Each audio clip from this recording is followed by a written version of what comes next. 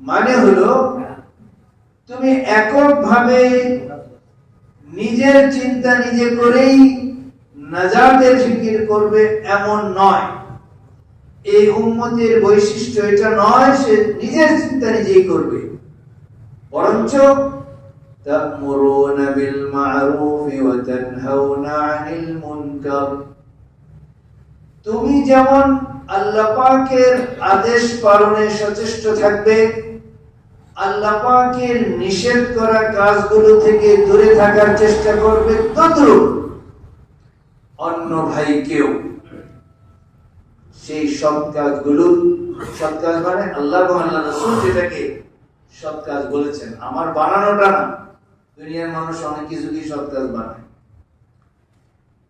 আল্লাহ এবং আল্লাহ রাসূল যেটাকে সৎ কাজ বলেছেন তুমি নিজেও করবে, অন্যকেও করতে বলবে।